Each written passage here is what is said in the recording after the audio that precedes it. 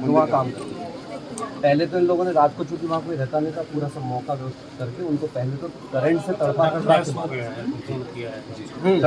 के पहले मारा। उसके बाद अधवरी स्थिति में ही, एक मिनट, अधवरी स्थिति में उनके 9 से 10 टुकड़े कर सारे शरीर के अलग, उसको बोरवेल में भर के, कपड़े में भर के बोरवेल के अंदर।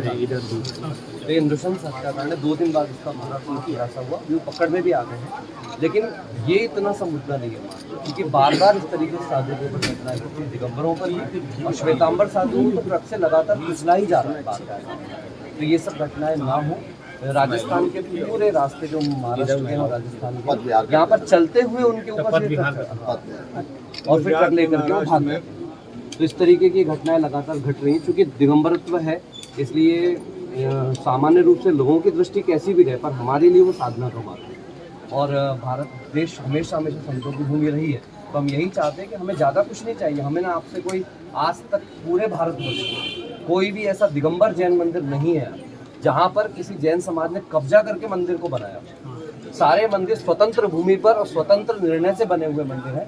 सरकारी किसी प्रकार का हस्तक्षेप आज तक किसी भी जैन मंदिर से पता है, ठीक है। तो इस प्रकार की स्थिति में बस हम लोग यही सुरक्षा की भावना रखते हैं कि संतों का विहार तीर्थ क्षेत्र सुरक्षित रहे, इस भावना से जैसे इलाहाबाद यहाँ तो कोई दिक्कत नहीं है हमारे यहाँ। अभी इलाहाबाद में तो हमारे यहाँ दिक्कत भाई साहब यही होती है, लेकिन आगे ना हो। एक मिनट, यहाँ दो साधु यहाँ पे समस्या को एक दिन टाइम निकाल के 4-5 लोग आ जाइएगा, बस यही कहना है। फिर हम आना और जाने में महाराज को सुरक्षा मैं आता हूँ। देखो भाई सुनो, एक मिनट, आप लोगों ने अपना ज्ञापन सौंप दिया। जो साहब आपको मिले बहुत संवेदनशील है। उन्होंने एक बहुत अच्छी बात अभी आपसे कही, कमिश्नर साहब है, उन्होंने एक बहुत अच्छी बात कही है कि समाज के 4-5 वरिष्ठ लोग एक दिन समय निकाल करके उनके पास आकर के बैठे और साधुओं के आगमन गमन में जो कोई भी समस्याएं आपको जाती हैं वो सारी बातें उनके सामने आप प्रस्तुत करें। देखिए उन्होंने मौका दे दिया आपको, अभी आपके ऊपर डिपेंडेंट है। दूसरी बात, आज लगभग भारत के सभी आचार्यों ने, चाहे वो 20 पंथ परंपरा को मानने वाले हों, चाहे वो 13 पंथ परंपरा को मानने वाले हों, चाहे पूज्य आचार्य विद्यासागर जी के पूरे शिष्य हों, जहाँ तक कि पूज्य मुनिषी सुधासागर जी ने पूरे भारतवर्ष में आह्वान किया है। बंद का अर्थ आप समझते हैं क्या होता है? आपको पिक्चर देखने नहीं जाना है, आपको गार्डन घूमने नहीं जाना है। बंद का तात्पर्य होता है कि आपके अंदर इतनी संवेदनशीलता तो होनी चाहिए। ये बात आपको शायद अभी तक पता नहीं होगी कि वो महाराज एक जगह क्यों रुके हुए थे, जो मैंने अभी आपको कमिश्नर साहब के सामने बता दिया।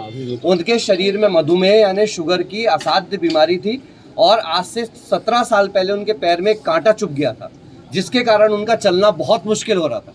इसलिए बात ध्यान रख के चले, जब तक पूरे तथ्यों की जानकारी हमको ना हो तब तक किसी भी साधु के बारे में हम लोग कोई टिप्पणी ना करें। इंग्लिश में एक बहुत अच्छी कहावत है, it is very much easy to fight for principles but that much difficult to live up with them.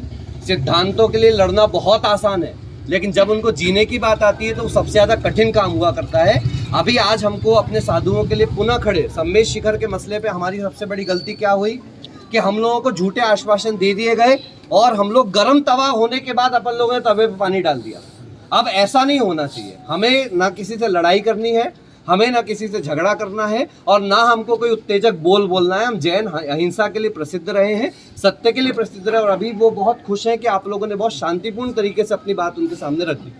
लेकिन ये बात यहीं पर रुकना नहीं चाहिए। हम भी संकल्प करें कि अगर हमको इलाहाबाद की तरफ आता हुआ कोई साधु संघ दिखे, तो आज बहुत सारे युवा मुझे दिखाई दे रहे हैं, आप अपना एक समूह बनाइए, अपना एक संगठन बनाइए कि हम लोग 3-3 की ड्यूटी लगा लें कम से कम, कि हम उनके साथ उपस्थित रहेंगे। रेगुलर मत जाइए सब लोग, लेकिन एक ग्रुप का निर्माण करके कि 5-5 लोगों की, 4-4 लोगों की ऐसी ड्यूटी रहे कि हम कोई भी साधु आए हम उनको लाने और ले जाने का काम करें। अंदर क्या है, आपका बेटा कोई गलती कर देता है ना, तो आप ध्यान रखें, उसको कमरे के अंदर 4 झापड़ भी मार देते हो, लेकिन बाहर you will defend your child, आप अपने बच्चों को बचाओगे। ऐसी ही कोशिश आपको हर समय करते रहना चाहिए, तब जाकर के हमारे संतों की सुरक्षा होगी। समय कठिन है, पंचम काल है, निश्चित रूप से नेगेटिविटी की तरफ जा रहा है, लेकिन तब जा रहा है जब हम ऐसा सोचेंगे। अभी 1800 साल बचे हैं, कितने बचे? 18,000, सॉरी, अभी 18,000 बचे, अभी तो 2600 निकले हैं, जिसलिए घबराने की कोई आवश्यकता नहीं है। हम कोशिश करें, प्रयास करें और एकता के साथ चलें।